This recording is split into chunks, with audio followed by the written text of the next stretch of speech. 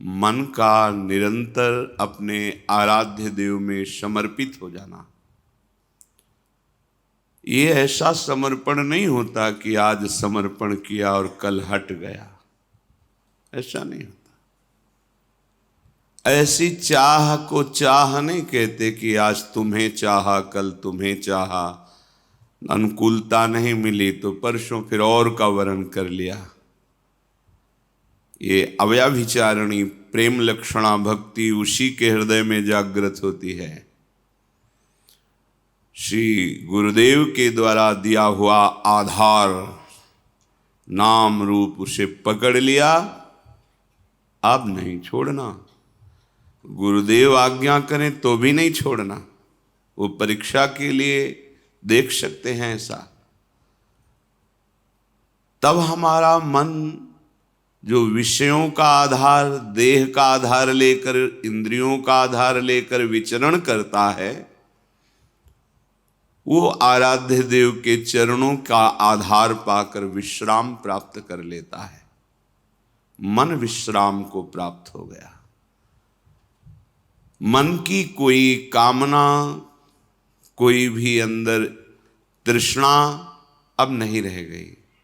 इसी से वो चंचल होता है, इसी से वो विषयों को संकल्प रूप से भोगता बनता है। जब प्रभु के चरणों का आधार मिल जाता है तब शांत हो जाता है। उसे निज सुख कहते हैं। प्रभु अपने निज हैं, शरीर पर है, ये प्रकृति का है। निज सुख बिन मन होई कि थीरा। ये बहुत सत्य बात है कि समस्त साधनाओं का फल है मन का प्रभु में समर्पित हो जाना। ये थोड़ा कठिन है। जो नए उपासक हैं घबराएं नहीं, बिना मन के भी नाम जपने से कल्याण होगा। कल्याण ये होगा कि आगे चलकर मन लगने लगेगा, मन परम शांत हो जाएगा। पर ये वृंदावन प्रेम भूमि है, यहाँ हमारा विश्राम स्थल प्रेम है। इसलिए जहाँ ऊंचाई की, अध्यात्म की, प्रेम की बातें आवें तो निराश मत होना। वो आगे की मंजिल है, हमें प्राप्त हो जाएगी। सारे साधनों का एक ही पर्यावसान है, मन का इष्टाकार हो जाना, इष्टमय हो जाना। परंतु ये बहुत कठिन बात है। मन का प्रभु में समर्पित हो जाना बहुत कठिन बात है। ये सर्वथा सत्य है कि मन का जब तक प्रभु में पूर्ण समर्पण नहीं होगा तब तक अध्यात्म की ऊंचाई पर, जहां काम क्रोध लोभ मोह मद मत्सर स्पर्श भी नहीं कर सकता, अर्थात स्फुरण ही नहीं होता है, उस भूमिका पर पहुंचना असंभव है जब तक मन अपने आराध्य देव में समर्पित नहीं हो जाता। बड़ी कठिन चीज है मन को रोकना। 5 मिनट मन कहीं गया ही नहीं, केवल प्रभु में डूबा रहा, बहुत बड़ी उपलब्धि है। निरंतर मन भगवदाकार है, वो तो सिद्ध पुरुष हैं। अर्जुन के सदस्य जो महाबली हैं, भगवान के सखा हैं और दिव्य हैं, वो प्रभु से कहते हैं कि मन को रोक पाना बहुत कठिन है प्रभु। इतनी सामर्थ्य है भगवान की कृपा से कि आपने चरित्र सुना, उर्वशी जी काम से प्रेरित होकर स्वागत करती हैं और वो कहते हैं माता कुंती और माद्री के समान मैं आपको देखता हूँ। जैसे गुरु पर भाव होता है वैसा आप पर भाव है, आप एक शब्द भी ऐसा न निकालिए। ऐसे महापुरुष कह रहे हैं भगवान से स्वयं कि मन को रोकना बड़ा कठिन है। इतना कठिन वायुरिव सुदुष्करम, जैसे तूफान को रोकना कठिन है, ऐसे मन को रोकना कठिन है। परंतु भगवान अर्जुन की इस बात को एकदम नकारा नहीं कि तुम ठीक नहीं कह रहे हो, कह रहे ऐसा ही है। असंशयम महाबाहो मनो दुर्निग्रहम चलम, बिल्कुल तुम ठीक कह रहे हो, ऐसा ही है। मन को रोकना बहुत कठिन है, पर ऐसा नहीं है कि उसे रोका नहीं जा सकता। कठिन है पर रोका नहीं जा सकता, ऐसी बात नहीं है। तुम महाबाहो हो, शूरवीर हो, तुम प्रयास करो, ये हम सबके लिए है। तो हम कहें कि हम तो शूरवीर हैं नहीं, देहाभिमान के कारण तुम वास्तविक शूरवीर नहीं हो। अपने स्वरूप की तरफ देखोगे तो तुम भगवद अंश हो। जो अर्जुन जी में आत्मस्वरूप विराजमान है भगवान, वही तुम्हारे हृदय में विराजमान है। बिल्कुल संशय मत करना। हम जितना शरीर और संसार से प्रीता करते जाते हैं, वैसे ही हम दिव्य शक्ति से रहित होते जाते हैं। और जितना हम इसका त्याग करके प्रभु में अनुराग, उतने हमारे अंदर दिव्यता आती जाती है। मन जो ये है, इसका निग्रह करना बड़ा कठिन। निग्रह माने रोकना, हटाना, जिन विषयों में जाता है उससे हटाना। परंतु ये वश में हो जाता है। अभ्यासेन तु कौन्तेय वैराग्येण च गृह्यते। अभ्यास और वैराग्य दो के द्वारा इस मन को वश में करने का उपाय श्री भगवान ने बताया। मन को जबरदस्ती खींचना बहुत कठिन बात है, और प्यार से खींचना थोड़ा सरल है। जबरदस्ती इसके साथ करने में चूंकि हम बराबर हारते गए हैं, इसका जीतने का अभ्यास है, ये मुझे हरा देगा। एक ही केवल उपाय समझ में आता है, अगर थोड़ा सा हमें आधार मिल जाए तो हम इसको वश में कर सकते हैं। आधार, पहला आधार सत्संग। क्योंकि जैसे हमें प्यास बढ़ती है, फिर हमें कोई दूसरी वस्तु अच्छी नहीं लगती। जल में मन लगाना नहीं पड़ता। देखिए, जब प्यास लगे तो आपको अधोटा दूध पिलाया जाए कि जल से बहुत ही कीमती है, आपको बिल्कुल नहीं, आपके मन को रुचेगा नहीं। अच्छा, जल का हम चिंतन करें, जल का हम ध्यान करें, ऐसा भी नहीं। बिल्कुल जलमय होगा मन, बस पानी चाहिए। क्यों? क्योंकि प्यास लग गई है। पहला आधार है सत्संग। हम देखते हैं कि जो एकांतिक हैं पर सत्संग नहीं सुनते, बहुत से ऐसे दोष हैं जो उनको अध्यात्म में आगे नहीं बढ़ने देते। देखा है, बहुत से ऐसी जिनको समझ नहीं पा रहे, उनकी वो कमियां हैं जो उनको अध्यात्म की ऊंचाई पर नहीं चढ़ने दे रही, और वो अहम के कारण सत्संग का सेवन नहीं करते।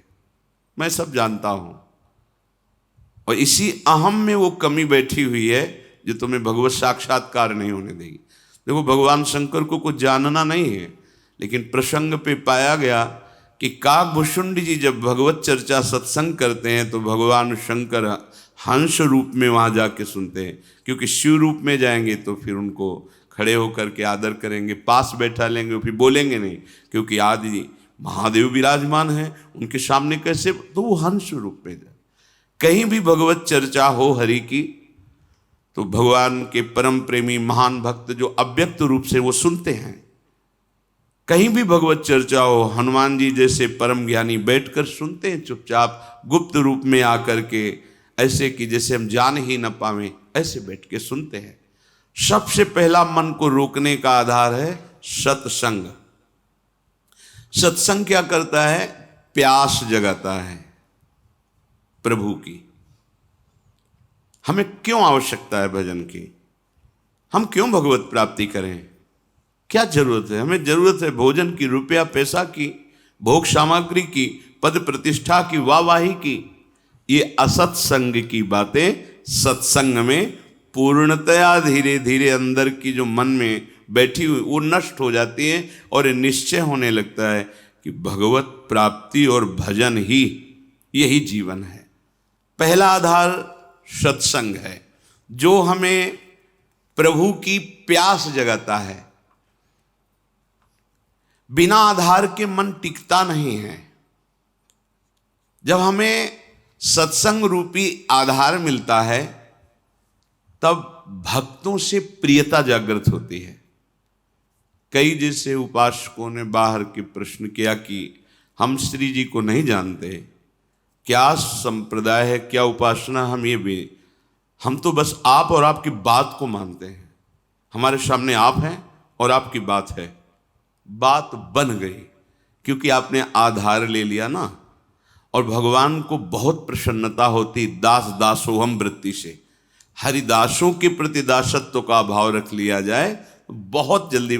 इसके बहुत सी छंदों में सेवक जी ने राधा वल्लभ भजत भज भली भली सब होए, ऐसा वर्णन किया है। दूसरा आधार प्राप्त होता है भक्त प्रियता। भक्त प्रियता का तात्पर्य होता है उनके शरीर से राग नहीं, उनके द्वारा जो दिया हुआ उपासना का स्वरूप है वो प्राणों से भी अधिक प्रिय लगे। कल किसी ने एकांत में पूछा था, हम आपके हैं पर बहुत दूर रहते हैं विदेश में, ये बर्दाश्त नहीं होता, आपसे दूरी बर्दाश्त नहीं होती। अच्छा है, पर उसे विवेक पूर्वक समझिए। हृदय की नज़दीकी सबसे बड़ी नज़दीकी होती है। शरीर की नज़दीकी आपकी है और हृदय की नहीं है तो आप हमसे बहुत दूर हैं। हृदय की नज़दीकी सदैव नज़दीकी मानी जाती है, शरीर की नज़दीकी और हृदय की दूरी बहुत दूरी माना जाता है। भक्त प्रियता, पहला सत्संग, दूसरा भक्त प्रियता। आपके हृदय में भक्त प्रियता। एक बार श्री पूज्य गोस्वामी राधा वल्लभ जी के पूर्व में किसी भक्त के यहाँ गए, वो बड़ा दैन्य भक्त, बहुत फूका। तो आचार्य चरण कृपा करके पधारते थे, गृह पावन करते, राधा वल्लभ लाल जी के चरणों की उपासना का भाव प्रकट करते। उन्होंने कुछ ऐसे नाम मात्र की भेंट दी, चरणों में रोए। तो एक शिष्य थे जो बहुत धनी मानी थे, तो उन्होंने एकांत में 1 लाख स्वर्ण मुद्राएं रखी और कहा, महाराज जी मुझे अच्छा नहीं लगता कि आप ऐसों के घर में जाएं, ये मुद्राएं रखिए, जब जितना आदेश करेंगे भेजते रहेंगे, ये हमारे गुरुदेव वैसे नहीं। उनका तो तुम समझते हो हम धन लेने के लिए इनके घर आए, उठाओ, आज के बाद कभी सामने मत आना, हम भाव ग्रहण करने आते हैं, धन उठाओ, हमारे पास राधा वल्लभ लाल रूपी धन, हटाओ इसको, कभी सामने मत आना हमारे। क्या उन्होंने गलत कहा था? वो धनी थे, उनको था कि शायद ऐसा नहीं, गलत सोच अंदर की है। गुरुदेव आपकी वस्तु है, आप कृपा करके स्वीकार कीजिए, ये तो चलता है, लेकिन आप उसके यहां नहीं जाइए। और ये तो दासता हो गई ना, तुम स्वामी हो गए ना आज्ञा करने वाले, धन के बल से ये अभिमान झलका ना, निकलो यहां से, तुरंत निकलो। बड़ा सूक्ष्म है भगवत मार्ग। नाहरमल जी महाराज देखा कि अपने पीताम्बर में सूखी लकड़ियां आचार्य चरण स्वयं बीन करके वृंदावन की लताओं से प्यारी जू के लिए रसोई अमनिया करते हैं। देववंश आए हुए थे राजघराने के, उनका प्रभु अच्छा नहीं लगा, आप लकड़ी बिन रहे, ये हम धीमर से करवा देंगे, आप विराजिए। यद्यपि उनके अंदर सुख देने की भावना है, पर प्रधान वृत्ति धन होने के कारण अगर ये कह देते कि प्रभु आप विराजिए, मैं बीन करके एकत्रित करता हूं, ये सेवा का सौभाग्य मुझे दीजिए, तो बहुत प्रशंसनीय बात। लेकिन धीमर से करवा देंगे। महाप्रभु ने कहा, विशुद्ध संतों की, रसिकों की कृपा से मुझे महारानी जी की सेवा का सौभाग्य मिला, श्री जी की सेवा को तुम हे देखते हो, धीमर से कर, आज के बाद मैं तुम्हारा त्याग करता हूं। खूब रोए, श्री जी से प्रार्थना की, जब श्री जी ने आदेश किया तब फिर क्षमा किया। भक्तों के संग का निर्वाह करना बड़ा कठिन होता है, क्योंकि भक्त का संग का जब रंग चढ़ेगा तो वो अपने स्वामी के दरबार में ले जाने लायक बनाएंगे। और यही दरबार दीन को आदर रीति सदा चली आई। हमारे मालिक के दरबार में दैन्य का प्रयोग होता है, हम का नहीं। दीनता, जेहि दीन पियारे वेद पुकारे, द्रवहु सुश्री भगवाना। जिनको दीन प्यारे हैं तो संत जन क्या करते हैं? तुम्हारे अंदर के अहंकार को नष्ट करते हैं। अब जब अहंकार पर चोट पड़ी तो जैसे सांप की पूंछ पे पैर रख जाए तो फन ऐसे अहंकार उड़ता है। तो हम दूसरी जगह देख लेंगे, और जहां वो दूसरी जगह खड़ा दिखाई दिया, गया, मार्ग गया। अब नहीं, सब जगह से भाग करके एक ही उपाय है, महारानी की शरणागति। सब जगह से खुला मार्ग है, लेकिन इनकी शरणागति की पुष्टता रसिकों से। अगर कहीं पंक्ति से बिलग हो गए तो अब कहीं के नहीं रहोगे, क्योंकि आधार अब मन का आपका अहंकार होगा, वो अहंकार आपको नष्ट कर देगा, किसी काम का नहीं रखेगा। किसी ने पूछा था हमसे, धनी थे, कि हमारी वृत्ति रही है बहुत दान देने की, हम क्या करें, क्योंकि उसके कारण बहुत लोगों का सानिध्य रहता है। बोला उसको उठा के यमुना जी में फेंक दो, जितने से तुम्हारी नमक रोटी चले उतना रख लो, देने लायक तुम मत रहो, क्योंकि ये देने की तुम्हारी अहंकार वृत्ति सतमार्ग से तुम्हें विचलित कर देगी, भगवत मार्ग से विचलित कर देगी। नहीं माना। भगवत प्रेमी महात्माओं का संग करने के लिए दैन्यता चाहिए, और दैन्यता भी ऐसी कि देने की स्मृति भी ना रहे। देने की स्मृति भी न रहे, मैंने कुछ दिया है, और एहसान माने कि मेरी मानी हुई मान्यता को इन्होंने स्वीकार कर लिया। अहो भाग्य, जिसे मैं ढो रहा था उसको इन्होंने मिटा दिया।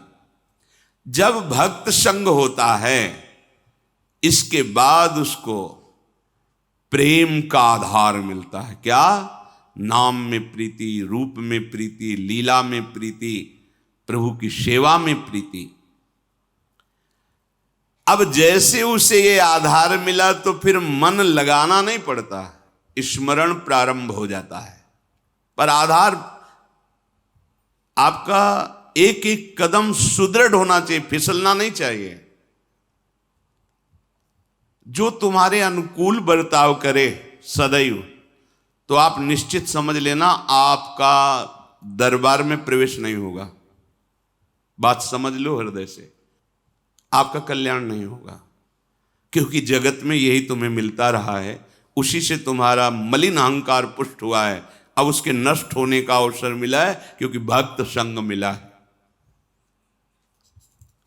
एक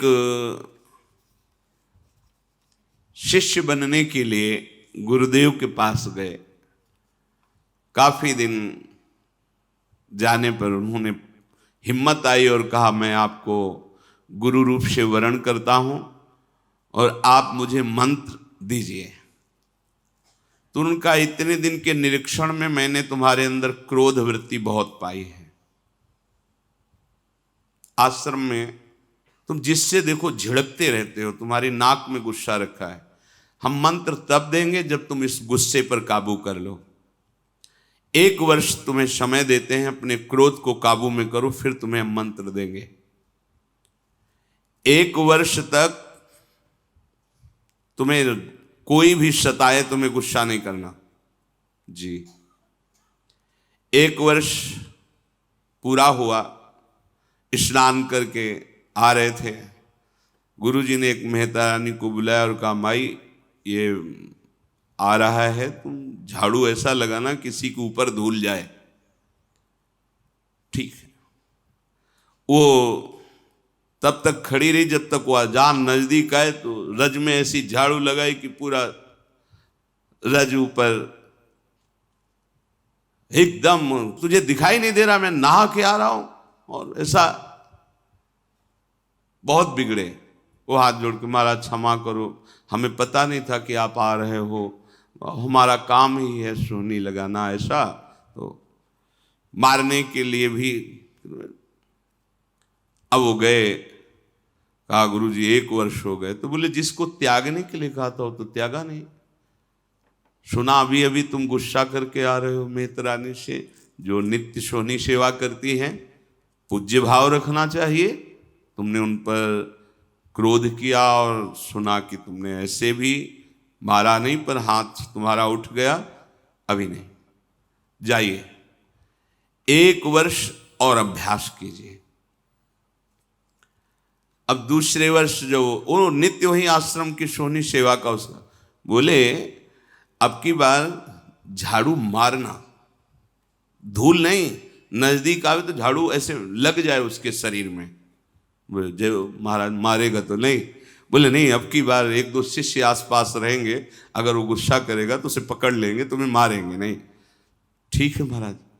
जब वो स्नान करके बड़े आनंद से आ रहे थे तो अब की धूल नहीं उड़ाई, सीधे नजदीक जाके ऐसे झाड़ू 1-2 मारी और सीधे उसके शरीर में, पैरों में ऐसे। उसने कहा कि मूर्खा, तुझे समझ में नहीं है, मेरा 1 साल पीछे बर्बाद कर दिया, फिर दूसरा मैं स्नान करके दीक्षा के लिए जा रहा था और बहुत कड़ुआ बोले, पर हाथ नहीं उठाया। गुरुजी देखो तुमने गुस्सा किया, अभी 1 वर्ष, जब तुम्हें गुस्सा ना आवे 1 वर्ष अभ्यास करो, क्रोध नष्ट होने पर ही हम, क्योंकि ये क्रोध बना रहेगा तो ये भजन आगे को जो विस्तार करना है भजन का, भागवतिक प्रकाश, वो होने नहीं देगा। अब सोचो जो अपने लोग परमार्थ में काम क्रोध लोभ आदि की वृत्तियों को ही नहीं देख रहे, मनमानी आचरण कर रहे, कैसे भगवत बोध होगा। गुरुदेव इतना समय हो गया और आपने एक बहाना बना लिया है कि गुस्सा करो। बोले दोष दृष्टि करते हो, और नहीं नहीं नहीं क्षमा, पर तो 1 वर्ष और, अगर भगवान नाराज हो जाए किसी कारण से तो गुरुदेव भगवान क्षमा कर दे तो भगवान कभी अपराध नहीं मानते। हरि रूठे गुरु शरण है, गुरु रूठे हरि नाहि। यदि गुरु भगवान का हृदय संतप्त हो गया तुम्हारे आचरण से तो तुम्हें भगवान श्री हरि सहयोग नहीं करेंगे। अगर श्री हरि नाराज हो जाए और गुरुदेव भगवान का वरद हस्त है, कुछ नहीं बिगड़ने वाला। गुरुजी ने कहा कि अब तुम्हें 1 वर्ष तक पुनः अभ्यास करना है। 3रा वर्ष गंगा स्नान करके आया। गुरुदेव ने कहा आपकी बार कूड़ा भर के पूरी टोकरी रखना, जितना जूठन पत्तल सब आते उसकी खोपड़ी से डाल देना। ऐसा ही किया। जे भी नजदीक आए पूरा वो सब पवित्र जो प्रसादी दोना पत्तल झाड़ू से लगा के जो कूड़ा कर सब उनके ऊपर से डाल दिया। तुरंत उन्होंने घुटने टेके और चरण पकड़ा और कहा मां, मैं समझ नहीं पा रहा था कि आपका उद्देश्य क्या है। कहीं न कहीं गुरुदेव भगवान की हम पर कृपा है। मुझे आज दोबारा स्नान करने का सौभाग्य मिलेगा गंगा जी का। लौट गए, नहा के आए, कहना नहीं पड़ा गुरु मंत्र दे दो, आओ गुरु मंत्र लो। क्रोध मान कई बार बताया। लाला बाबू जी जब परम विरक्त रहते थे, एक लंगोटी लगाते, भिक्षावृत्ति से जीत, और जब श्री कृष्णदास जी से कहते कि विरक्त मंत्र और विरक्त भेष दे, और नहीं अभी आप अधिकारी नहीं, तो खोज करते कि मेरे में कौन सी ऐसी कमी रह गई जो गुरुदेव। तब ध्यान आया कि बड़े सेठ थे तो रंगनाथ जी के सेठ से उनकी लाग डांट थोड़ा ईर्ष्या चलती थी, हो सकता है ये वृत्ति अंदर हो, इसलिए शायद ऐसा। तो भिक्षुकों की लाइन में सुबह वहाँ खिचड़ी आदि रंगनाथ जी, वो भिक्षुकों की लाइन में खड़े हो गए। किसी ने जाकर बताया कि लाला बाबू भिक्षुक बन करके खड़े, वो सेठ जी सुंदर सुंदर भोग सामग्री और अमूल्य वस्तुएं और कहा सेठ जी आप लाइन में क्यों खड़े। एकदम ईर्ष्या जो अंदर थी वो सब पानी पानी हो गई। और उनका आप आइए। ऐसा नहीं, बोले हम तो भिक्षुक हैं, बस एक मुट्ठी खिचड़ी या चावल दे दीजिए। और वापस जा ही रहे थे कि रास्ते में गुरुदेव मिल गए और कहा आज तुम्हें विरक्त मंत्र और विरक्त वेश देने की इच्छा हो गई। बड़ा सूक्ष्म भगवत मार्ग। ये देहाभिमानी, धनाभिमानी, बुद्धियाभिमानी ये उस महिमा को नहीं जानते हैं। तो जब हमको किसी भक्त का संग मिले तो समझना कि मन का आधार मिल गया है। हमने प्रभु को नहीं देखा, लेकिन प्रभु स्वरूप गुरुदेव को देख रहे हैं। हम प्रभु से तो बात नहीं की, पर अपने गुरुदेव से बात कर रहे हैं।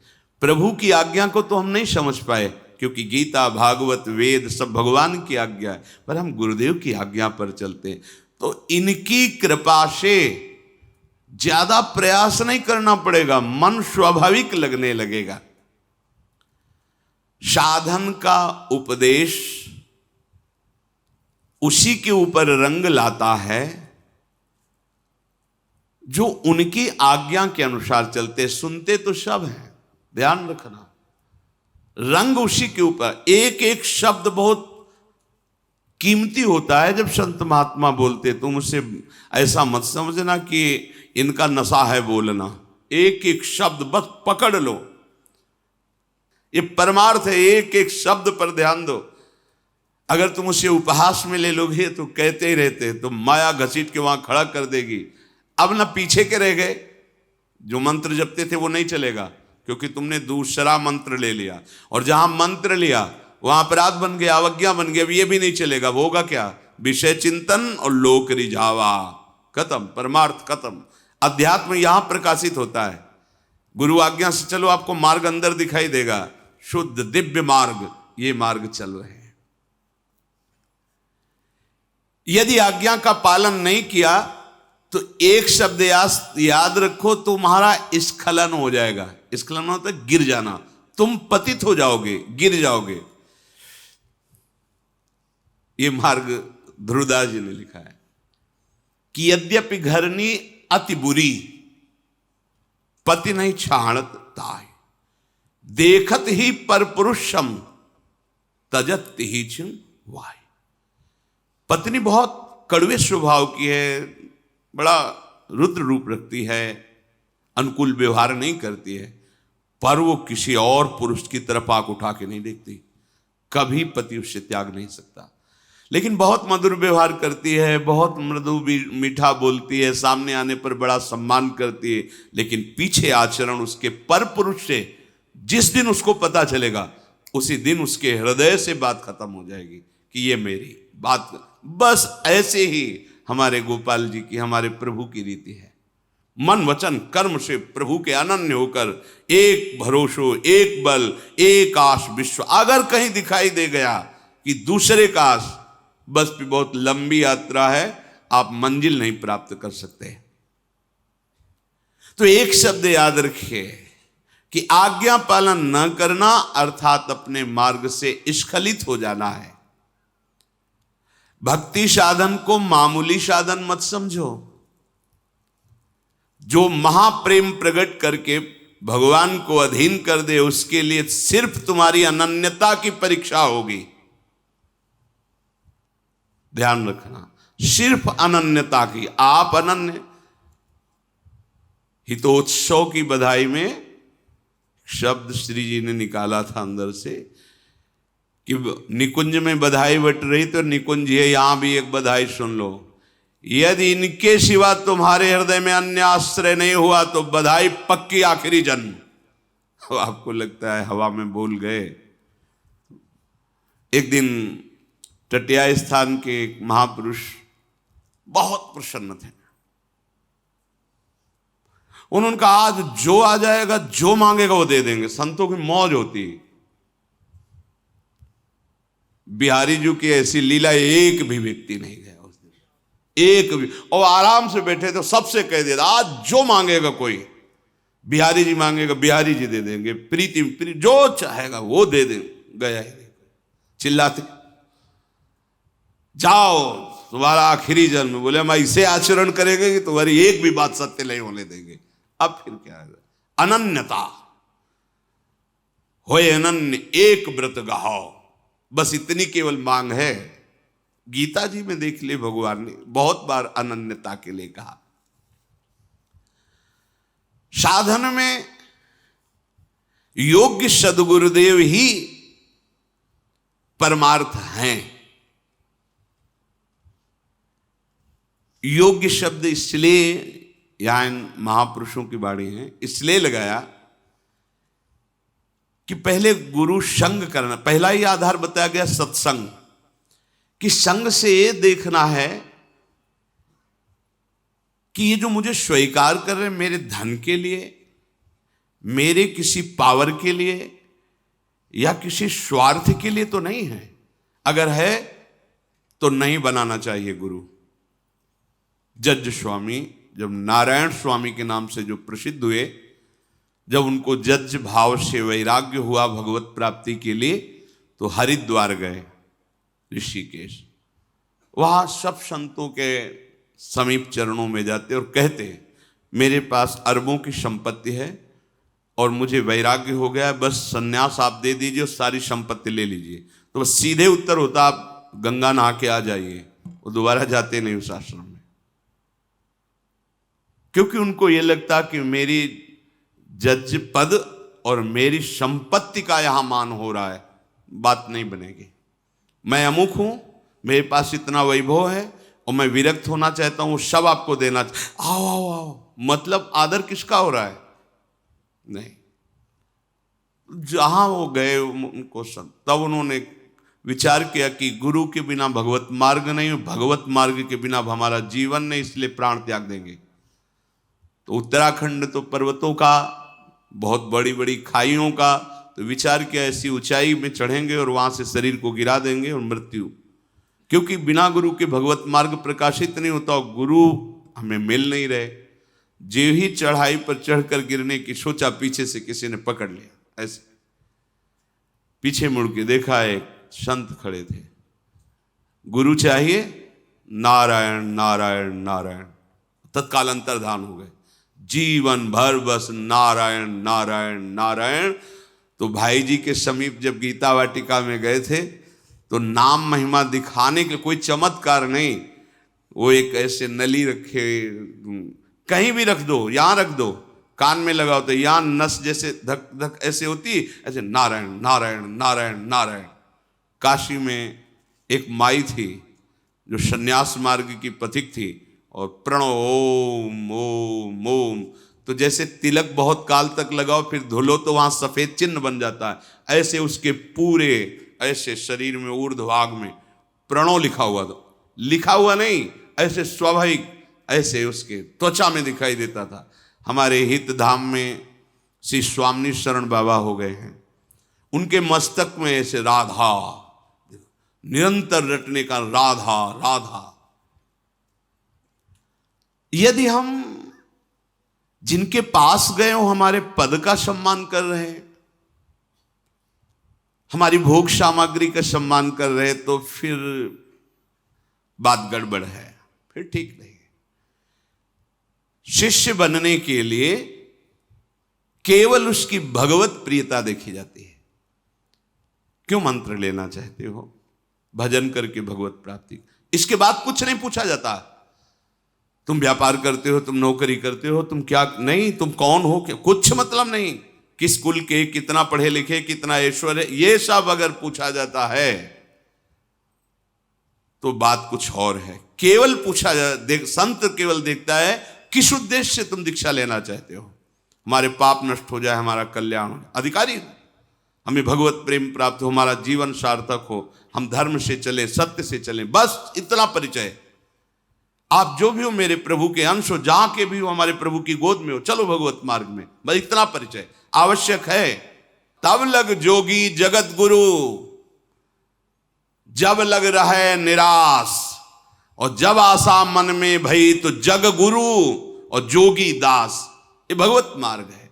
इसलिए कह रहे हैं भगवत मार्ग प्रकाशित होता है गुरुदेव से, पर योग्य गुरु आवश्यक है। यदि गुरु ना मिले तो भगवान से प्रार्थना करो, उनका नाम जप करते हुए कि मुझे गुरुदेव रूप से मिलो। भगवान के नाम का आधार पकड़ो और उनसे प्रार्थना करो कि कोई वैष्णव, कोई परम हंस, कोई भगवत प्रेमी महात्मा जो आप में रमण कर रहा है, आप जिसके हृदय में खेल रहे हैं, मुझे परिचय नहीं, आप मुझे मिलाओ। भगवान मिला देंगे, या वो स्वयं आके वर्ण कर लेंगे या वहां पहुंचा देंगे, और नहीं। अपने आप से निर्णय मत कीजिए,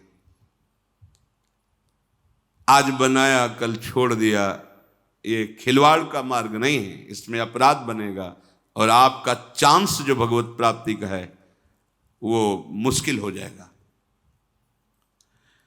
जब हम गुरुदेव को अपने मन का आधार बना लेते हैं तो हमारे मन को संबंध देते हैं। प्रभु हमारे बेटा हैं, प्रभु हमारे पिता हैं, प्रभु हमारे सखा हैं, प्रभु हमारे मालिक हैं, मैं प्रभु का दास हूं, या प्रभु हमारे पति हैं, या युगल हमारे स्वामी हैं, हम उनकी निज दासी सहचरी। गुरु भाव देते हैं। गुरु प्रदत्त भाव को स्वीकार करना, मन का आधार प्रकट हो जाना। अब मन नहीं जाएगा। कोई भी उपासना हो गुरु प्रदत्त, उसमें भाव होता है। बोले किस भाव की उपासना? बोले गोपी भाव की, सखा भाव की, वात्सल्य भाव की, दास्य भाव की, सहचरी भाव की। जब हमारे हृदय में भाव प्रकट हो जाता है फिर ये बात नहीं रहती कि अब मन कहां लगाएं, हमारा आधार बन गया। और गुरुदेव भगवान के श्रीमुख के वचन कि जो अपने गुरु में आसक्त है उसके लिए प्रयास करना पड़े, मन लगाना पड़े, ये बात तो समझ में नहीं आ रही।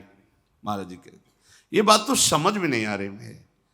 अरे इतनी विशाल वृक्ष की छाया में और तुम्हें धूप लग रही, बात समझ में नहीं आ रही। गुरु के सानिध्य में रहने, सानिध्य का मतलब समझो, पहले कह चुके हैं, नहीं लगेगा हम तो सानिध्य में नहीं, हम तो अमेरिका में रहते हैं, अमुक जगह।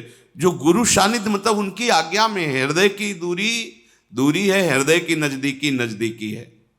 उनके सानिध्य में रहते हैं, उनको ज्यादा प्रयास नहीं करना पड़ता। क्यों? उनके वचनों में वो पावर है, मन को घसीट लेता है। जैसे चुंबक लोहे को घसीट लेता है, ऐसे गुरु के वचनों में, गुरु प्रदत्त नाम मंत्र में पावर है। वो आचार्य परंपरा से सिद्ध मंत्र वो घसीट लेगा। कब? जब अनन्य भाव से उनके चरणों में प्रीति है। तो मनुष्य जीवन का परम लाभ अपने मन को सत्संग का आधार, भक्त का आधार, गुरुदेव का वर्ण और उनके द्वारा दिए हुए नाम रूप लीला धाम मंत्र में, और फिर भाव में जो गुरुदेव ने भाव दिया है। अब अपना भाव नहीं, अपना भाव तो गुरुदेव में है। अब गुरुदेव का भाव हमारे हृदय में, जीवन परम धन्य हो गया। चलते हैं महाभागवत पांडवों के पावन चरित्र का श्रवण करते हैं, जिससे श्री कृष्ण चरणारविंद की प्रीति प्राप्त होती है। सौगंधिक वन से सुंदर पुष्प ला करके द्रौपदी जी को दे, फिर वहां आकाशवाणी हुई कि आप बद्री विशाल भगवान के ही क्षेत्र में जाइए, यहां सब दिव्य है, आगे मत जाइए। तो घटोत्कच आदि के द्वारा उन पर विराजमान होके सब पुनः बद्री नारायण आए और उनको विदा किया, घटोत्कच आदि को। एक दिन भीमसेन किसी सेवा कार्य के लिए वन में अकेले विचरण कर रहे थे। कांतिमान महाबली भीमसेन किसी को कुछ समझते नहीं थे। उधर दहाड़ मारी ऐसे ही जंगल में आनंद पूर्वक, तो वो दहाड़ गूंज पड़ी। तो तत्काल देखा एक गुफा से मुंह फैलाए हुए अजगर ऐसे, और उसका आकर्षण इतने जोर का था कि जैसे कुछ चुंबक खींच लेता है, ऐसे भीम खींचे हुए चले गए और वो अपने शरीर से भीम को फांस लिया। जो अजगर होता पहला कार्य करता है अपने शिकार को अपने बंधन में, इतना जकड़ता है कि चूर चूर हो जाए, फिर उसे लील जाता है। पर्वत काय विशाल अजगर, महाबली भीमसेन ने देखा कि हल्दी का जैसा रंग, ऐसे उसकी त्वचा का रंग, और क्रोध में हुआ भीम को जकड़ने लगा। भीम ने अपनी बहुत ताकत लगाई पर कुछ काम नहीं कर रही थी उसकी जकड़ के आगे। भीमसेन का शरीर शिथिल होने लगा, अचेत होने लगे, कोई बल काम नहीं कर रहा। दसियों हजार हाथियों का बल जिनकी भुजाओं में है, अजगर से आज नहीं छूट पा रहे। तेजस्वी भीम ने अपने को जब देखा कि अब तो बस ये लील ही जाएगा, अपने पास में नागपाश में बांध लिया। घोर प्रयत्न किया, भीमसेन किसी भी प्रकार सर्प के उस पास से बाहर नहीं निकल सके। भीम ने सर्प से कहा कि मैं निश्चित कह सकता हूं कि आप कोई सिद्ध हैं या वरदानी हैं, नहीं तो कोई ऐसा नहीं है कि जो मुझे बांध सके। मैं धर्मराज युधिष्ठिर का छोटा भाई, महाराज पांडु का पुत्र भीमसेन हूं। दसियों हजार हाथियों का बल हमारी भुजाओं में है। जैसा आपने जकड़ रखा है ऐसा कोई त्रिभुवन में मुझे बांध नहीं सकता। सैकड़ों अजगर मेरे सामने कुछ नहीं है। सैकड़ों केसरी, सिंह, व्याघ्र, महेश, गजराज एक साथ मिलकर आ जाए, सबको मैं भुजाओं की टक्कर से रौंद दूं। कोई भी त्रिभुवन का राक्षस, पिशाच, महाबली, नाग भी ऐसा नहीं जो मुझे बांध सके।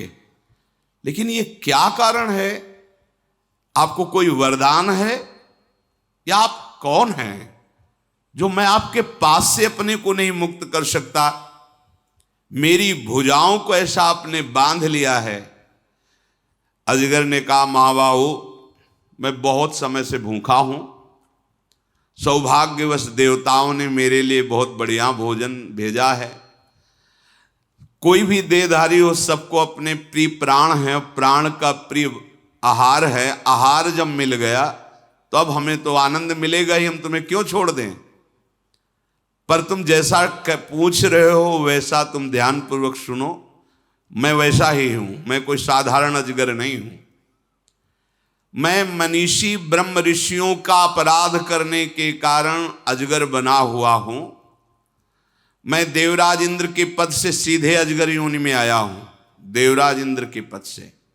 मैं तुम्हारा पूर्वज नहुष हूं, महाराज नहुष। तुमने सुना होगा, जब अपने वंश की कीर्ति सुनोगे तो तुम्हें सुना होगा नाम। मैं नहुष हूं, तुम्हारे पूर्वजों का पूर्वज हूं। मैंने ब्रह्म ऋषियों का अनादर कर दिया, इससे मुझे शाप प्राप्त हुआ, और सांप के एक दुर्भाग्य का स्वरूप तुम देख रहे हो। मैं सांप बना हुआ। यद्यपि तुम मेरे वंश के हो, अवध्य हो, मारना नहीं चाहिए, पर मैं इतना भूखा हूं कि अब मैं तुम्हें छोड़ नहीं सकता।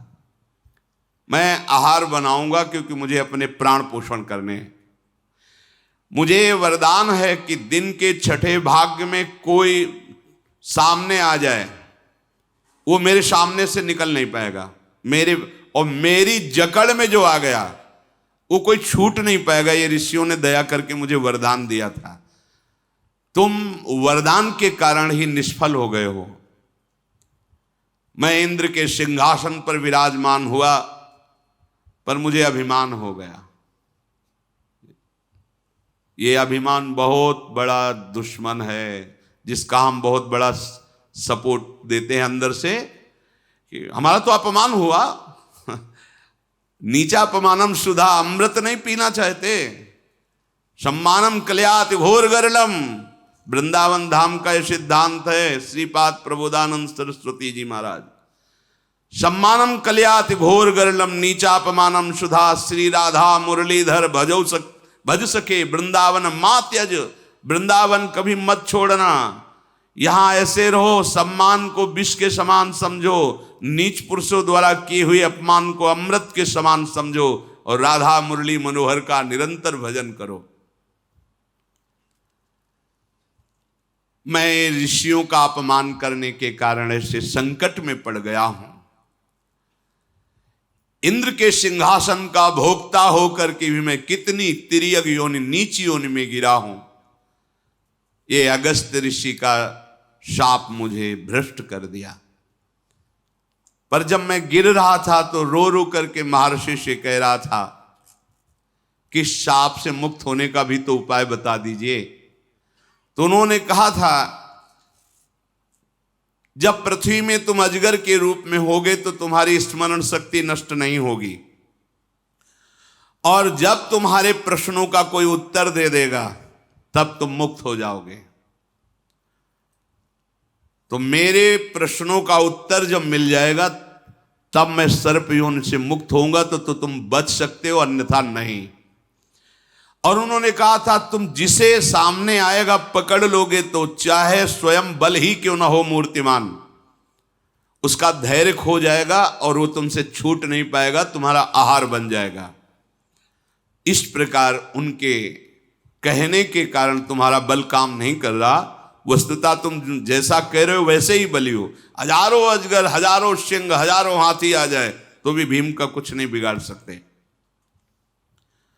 महाद्युते, मैं बड़ा दुष्कर्मी हूं, पश्चाताप हो रहा है। देवराज इंद्र के पद पर बैठ करके मैंने इन ब्रह्म ऋषियों से पालकी जुतवाई। ऊपर वो बैठे, पालकी में ब्रह्म ऋषि। ये अभिमान कुछ भी करवा लेता है, बहुत होश में। हम देखते हैं सूक्ष्मता से कि जैसे धन के बल से मुनीम रखा जाता है, धन के बल से नौकर रखा जाता है, ऐसे धनाभिमानी जन विरक्त साधुओं को भी समझते हैं। जब ये पता चले कि मैंने जीवन में जो कमाया, जो कुछ हुआ, उसका तो यहां कोई महत्व ही नहीं है, तब तो हमारी साधुता। अगर हमें नाम का बल नहीं, अपने आराध्य देव का बल नहीं है, तो वेश रखने से मतलब क्या रहा। अगर सम्मान है धन का, कभी कभी जानबूझ करके ऐसा व्यवहार करना पड़ता है जिससे तुम्हारे अभिमान का नाश हो। पर यदि तुम परमार्थ के पथिक नहीं हो तो ठहरोगे नहीं, भागना पड़ेगा। अगर कहीं भी किसी का आदर है तो उसके अंदर भक्ति बढ़े, श्रद्धा बढ़े, जिससे वो हजारों का सहयोग कर सके। किसी के ऐसे नहीं कि तुम नहीं, अगर ऐसा हो तो अपने जीवन को धिक्कारना चाहिए। हमारा जीवन कहां आ गया, इसके लिए हम भगवत मार्ग में नहीं। हमारा उद्देश्य है भगवत प्रेम, भगवत प्राप्ति। हाँ, उस उद्देश्य की पूर्ति के लिए जितना भी हमें, आप हमारे सर पर पैर रखकर चलो, स्वीकार है, लेकिन प्रियाजू की तरफ, संसार की तरफ नहीं, फिर नहीं, फिर नहीं। मैं इंद्रासन का सुख भोग कर इतना अभिमानी बन गया कि ब्रह्म ऋषियों को पालकी में जतवा दिया। एक बार लाडली कुंज में थे, तो जिनकी लाडली कुंज थी उनके निज पर करके आए, बड़े पद में थे। तो एक गुरु भाई थे, तो उनसे, ए बाबा जरा पानी लाना। पूज्य महाराज जी अंदर बैठे थे, बाहर निकल आए। कौन बोला? जी। हमने कहा क्या बोला? ए बाबा पानी लाना। तुरंत निकलो, तुरंत कुटिया से बाहर निकलो। साधु सब करवावई सेवा, जिनके ही आचरण भवानी ते निश्चर सम जानो प्राण। आज्ञा कर रहे हो तुम। तुम्हें प्यास लगी थी तो तुम दैन्यता से बोल सकते थे, बाबा क्या जल मिलेगा क्या? तो तुम आए हो, ठीक है, आज्ञा, निकलो बाहर, कभी यहां मत आना, चलो यहां से बाहर। गुरुजनों को भी देखा है, महापुरुषों को देखा नहीं। ये ध्यान रखो, ऐसा जीवन मत बना लो। हम प्रेम भिक्षुक हैं, धन भिक्षुक नहीं, मान भिक्षुक नहीं। आचार्यों ने आदेश किया उदर पोषण के लिए, भूख लगेगो मांग हाऊंगो गिनो न साग। आद्य गुरु भगवान शंकराचार्य जी कर भिक्षान्नम औषधम, भिक्षा के द्वारा सेवित, वो मांगना केवल भिक्षान। 5 मिनट, 10 मिनट, आधा घंटा के लिए भिखारी और हर समय के लिए 23.5 घंटा के लिए बादशाहों का बादशाह। साधु का मतलब आधा घंटा के लिए भिक्षुक केवल, वो भी नियमानुसार, दरवाजे के बाहर राधे श्याम, मिला तो मिला नहीं तो उपवास, आधा घंटा भिक्षुक और 23.5 घंटा बादशाह का बादशाह, जाहे न चाहे कबों कछु। एक संत से पूछा कि आपको भिक्षा मिली? नहीं तो क्या पाया? वो पाया क्या? भूख को पा रहे। ये भगवत मार्ग है। शरीर पोषण प्रारब्ध और ईश्वर के आधार पर चलता है। यथालाभ संतोष सदा काहू सो कछु न चाहोगो। यदि धनी पुरुषों की चाटुकारिता करने का स्वभाव आ जाए तो पीले या लाल जो भी कपड़े उतार के रख दो और मेहनत करके कमाओ, और भगवत भरोसे महलों में रखे चाहे झोपड़ी में बांध दें, सोने के सिंहासन पे बैठा लो या फुटपाथ पे बैठा लो, तुम्हारी मर्जी। ये हमारी चाह का विषय नहीं होगा। ये कब? जब तुम्हारे सामने बहुत देने वाला भी और ना देने वाला भी, दोनों में समान दृष्टि हो। अगर उसका आदर और उसका अनादर, तो इसका मतलब उसके धन का आदर हो रहा है। ये कभी जीवन में नहीं होना चाहिए। नहीं तो देवराज इंद्र के सिंहासन से सीधा प्रमोशन हो रहा है। कहां? अजगर योनि में। ये मत समझ लो कि बात बहुत ध्यान से समझने का विषय है। तुम मेरी पकड़ में आ गए हो, अब तुम छूटने वाले नहीं। यद्यपि मैं जानता हूं तुम हमारे वंशज हो, नहीं खाना चाहिए, पर मैं बहुत भूखा हूं। मैं अपने शरीर के रक्षा के लिए तुम्हें खाऊंगा। दैव ने मुझे अकारण आपको भोजन रूप में दिया है। भीम ने कहा, मुझे मृत्यु का शोक नहीं, पर शोक यह है कि अगर मैं मरा तो मेरे भाई इतने निराश हो जाएंगे कि फिर वो पुनः राजगद्दी में बैठने की सोचेंगे भी नहीं। और अगर धर्मराज युधिष्ठिर जैसा राजा ना हुआ तो प्रजा जीवित नहीं रहेगी। मेरी मृत्यु सुनकर के मेरे भाई सब उद्योग रहित हो जाएंगे। अर्थात जो आज हम ठान रहे हैं कि हस्तिनापुर का राज्य धर्मराज युधिष्ठिर प्राप्त करें, वो नहीं हो पाएगा। भुजंगम, मेरे शरीर छोड़ते ही मेरी माता प्राण छोड़ देगी, क्योंकि वो केवल जी ही इसीलिए रही कि मेरे पुत्र इतना कष्ट पा रहे हैं, पर अपने बाहुबल से एक दिन सिंहासन पर बैठेंगे। भीमसेन ऐसा कह ही रहे थे कि सर्प ने उनकी केवल 2 भुजाएं छोड़ी और जकड़ और मजबूत कर दी। उनको बहुत पीड़ा होने लगी भीम को। इतने में युधिष्ठिर जी की बाईं आंख फड़की और उनको लगा कोई अनिष्ट हो गया। युधिष्ठिर जी के महान हृदय में घबराहट पैदा हुई। यह धर्म का लक्षण होता है। द्रौपदी से पूछा, भीम कहाँ है? तो उनका ऐसे ही, वो तो वन विहार के लिए निकल गए थे। धौम्याचार्य को तुरंत आगे किया तो भीम के पैर अलग ही दिखाई दे रहे थे। जहां जहां पड़ते थे वहां भूमि धस जाती थी। उनके चरण चिन्हों के आधार पर ब्राह्मणों को आगे करके युधिष्ठिर जी चले। पद चिन्ह देखते देखते आगे बढ़े। पद चिन्हों के सहारे जाकर उस कंदरा पर पहुंचे जहां भीमसेन को अजगर जकड़े हुए था। चेष्टा शून्य भीम हो रहे थे, केवल श्वास चल रही थी। अपने छोटे भाई को इस तरह जकड़ा हुआ देखकर युधिष्ठिर ने पूछा, भीम तुम ऐसी विपत्ति में कैसे फंस गए? ये पर्वताकार सर्प कौन है और कौन ऐसा बलवान है जिसकी पकड़ से तुम छूट नहीं सकते? भीम बोले, ये सर्प के रूप में महान शक्तिशाली देवराज इंद्र के पद पर अभिषिक्त हो चुके महाराज नहुष हैं, जो शाप के कारण अजगर बन चुके हैं, और ये मुझे आहार बनाने के लिए पकड़ लिया है। युधिष्ठिर जी ने हाथ जोड़ा और कहा, महाराज आप जानते हैं हमारे आप पूर्वज हैं, आप मेरे भाई को छोड़ दें, मैं आपकी भूख मिटाने के लिए जो कहेंगे वो आपको दूंगा। सर्प बोला, राजन ये आहार मुझे दैव ने दिया है, तुम्हें यहां नहीं ठहरना चाहिए, नहीं जाओ, तुम भी मेरे आहार बन जाओगे। समय आने वाला है, दिन का 6वां भाग जो मेरे सामने आ जाएगा मेरा आहार बन जाएगा। इसलिए मैं तुमसे कहता हूं भाग जाओ तुम, ये भाई तो नहीं बचेगा तुम्हारा। मेरा नियम है, मेरी अधिकृत भूमि के अंतर्गत जो आ जाएगा वो मेरा भोजन बन जाएगा। मैं बहुत काल से भोजन नहीं प्राप्त किया हूं, तुम्हारे भाई को छोड़ूंगा नहीं। युधिष्ठिर ने कहा तुम कोई देवता, दैत्य या सर्प नहीं हो। जब पता चल गया है कि तुम हमारे पूर्वज हो तो आपको कृपा करनी चाहिए।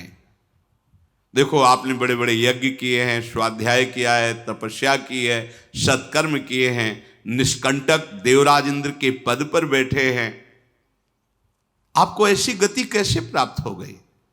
तो उन्होंने कहा कि मैंने जो ब्रह्म ऋषियों से सेवा ली, पालकी ढुलवाई, उसका मुझे परिणाम मिला है कि मैं अजगर बना हूं।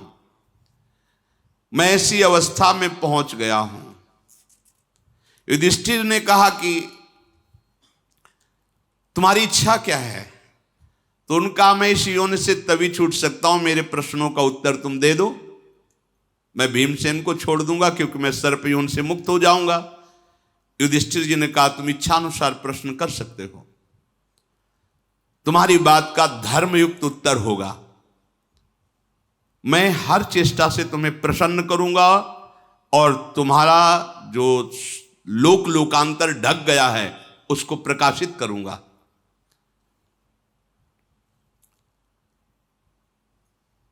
सर्प ने कहा कि मैं ब्रह्म ऋषियों का जीवन जानना चाहता हूं। तुम ही जानते हो उस तत्व को, किसे कहते हैं ब्रह्म ऋषि?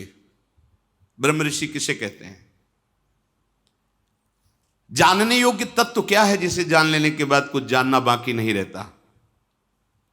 अनुमान से नहीं, अनुभव से। तुम महान बुद्धिमान साक्षात धर्म हो, मेरा उत्तर दीजिए। युधिष्ठिर ने कहा नागराज, जिसमें सत्य विराजमान हो वाणी में और जीवन में भी, और दूसरों को सुख देने की भावना हो, और हर अपराध को क्षमा करने का स्वभाव हो, बहुत ही सुशील और सरल स्वभाव हो, क्रूरता कभी छू न गई हो, और तपस्या जिसके स्वभाव में बैठी हो, जिसमें ऐसे सद्गुण विराजमान हो, उसे ब्रह्म ऋषि कहा जाता है। सत्यम दानम क्षमाशीलो मानसंस तपो घृणा दृश्यन्ते यत्र नागेंद्र स्व ब्राह्मण इति स्मृता। और तुमने पूछा जानने योग्य तत्व क्या है? तो जानने योग्य तत्व परब्रह्म है। जो परब्रह्म को जान लेता है वो दुख और सुख दोनों से परे पहुंच जाता है। जो उस तत्व को जान लेता है उसके हृदय में कभी शोक नहीं होता है। जानने योग्य तत्व दुख और सुख से परे बताया तुमने। नहुषी बोले पर मैं तो सबको दुख और सुख से युक्त देखता हूं। हां सत्य है, जो दिखाई देता है वो तत्व नहीं है। जो दिखाई देता है सुख दुख वो भोक्ता देहाभिमानी जीव है, वो तत्व नहीं है। तत्व तो अनुभव में आने की, वो देखने वाली वस्तु थोड़ी है। वो लक्षणों के अभाव में जो तुम बाहरी देख रहे हो शरीर क्रिया, और देहाभिमानी जीव जो दुख सुख का भोक्ता कर रहा है वो अपने स्वरूप को नहीं जान रहा है। तत्व दुख सुख से परे शोक रहित स्थिति है। जो दुख सुख से परे वेद्य तत्व है, दुख सुख से शून्य है, उस पद को जानने के लिए देह भाव का त्याग करना होता है। वो हर समय देह ही भाव में तो रहते हैं। देखो ना, उठना बैठना खाना पीना चलना बोलना, लेकिन जो तत्व बोध जिसे हो जाता है, ये सब करते हुए भी वो कुछ नहीं करता। नागराज मेरा तो यही विचार है, फिर आप जैसा कहें। जिससे संस्कार सदाचार और देह भाव का नाश ये प्राप्त होता है वो ब्रह्म ऋषि का संग कहलाता है। संस्कार, भागवती, सदाचार, इंद्रियों का संयम और देह भाव का नाश अर्थात आत्मस्वरूप में स्थिति, ये किसके संग से, किस साधन से? बोले ब्रह्म ऋषियों के संग से, भगवत प्रेमी महात्माओं के संग से। फिर शरप ने कहा कि मैं तुम्हारी बात अच्छी तरह से समझ रहा हूं, तुम ठीक से धर्म को जानने वाले हो। तुम्हारे भीमसेन को अभी तो मैं नहीं खा रहा, पर जानने योग्य बात का और विस्तार से वर्णन करो। तो युधिष्ठिर जी ने कहा, वेद वेदांगों के पारगामी विद्वान जिस आचरण को प्रमाणित करते हैं वही आचरण करना चाहिए, मनमानी नहीं। हम वेदों को नहीं जानते, शास्त्रों में क्या लिखा है इतना पढ़े नहीं सब। तो जो संत गुरुदेव बोल रहे हैं वो सार है, उसको पकड़ो, उसके अनुसार चलो। वेद रूपी जंगल में तुम भटक जाओगे, नहीं जान पाओगे रास्ता क्या है। ऐसा समझो जैसे मेडिकल स्टोर है, तुम परेशान हो सर दर्द से, तो अब तुम दवाई जानते नहीं हो, अब कोई ऐसी दवा खा ली जिसमें तुम्हें परेशानी हो, तो डॉक्टर के साथ मेडिकल स्टोर अर्थात उनकी लिखी हुई दवा के साथ, तो फिर वहां से जो औषधि मिलेगी वो काम करेगी।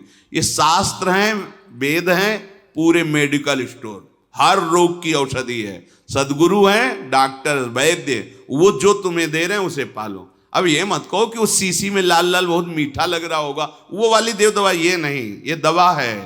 हाँ, हम लोग क्या चाहते कि खूब सम्मान मिले, और सबसे आते ही ये हमें गले लगाएं, दुलार करें, पुचकारें, बैठारें, और फिर मतलब जो चाहे वो हमसे ले लें, पर हमको खूब सम्मान दें। ऐसा नहीं हो सकता, नहीं हो सकता। बहुत कड़वी दवा है ये जो दी जाती है, पर भवरोग की अचूक दवा है। अब जो बर्दाश्त कर पावे सो। ये समझो ये केली कुंज एक वो घेरा है जिस घेरे के अंतर्गत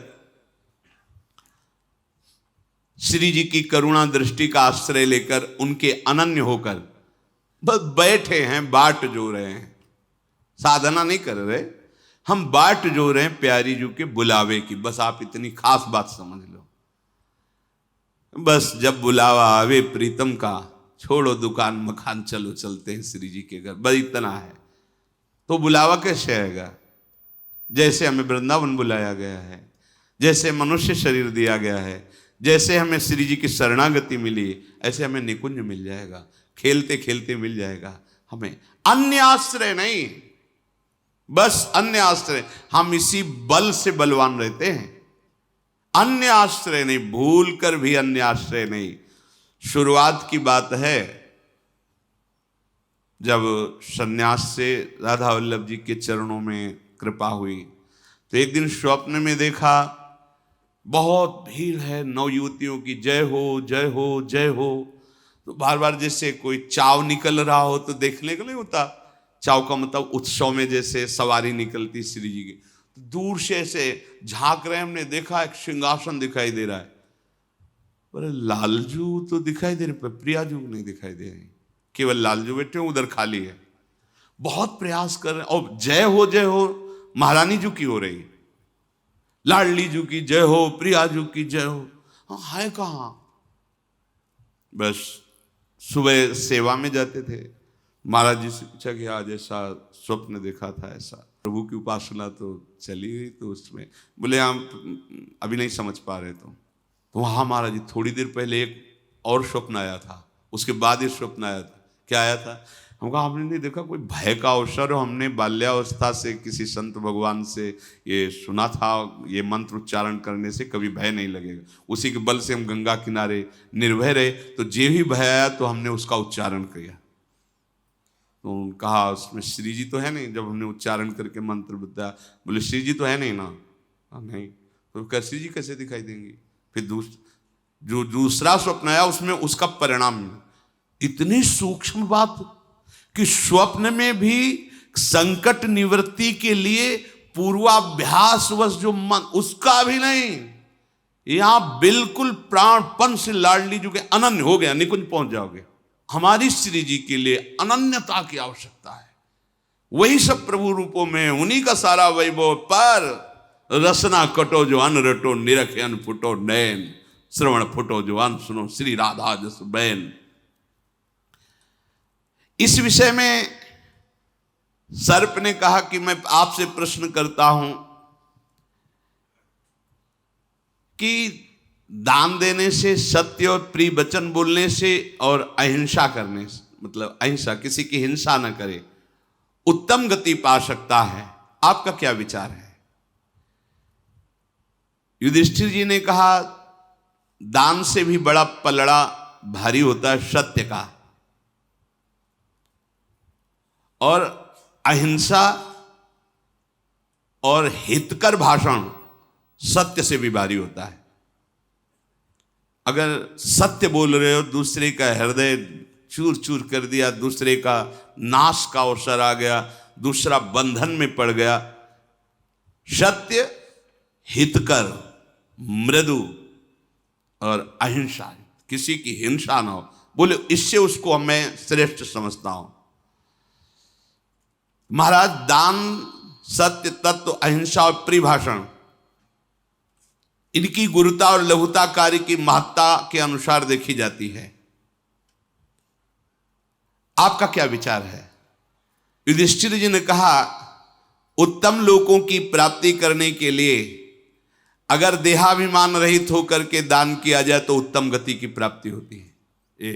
ये आई बात निकल। दान कैसा?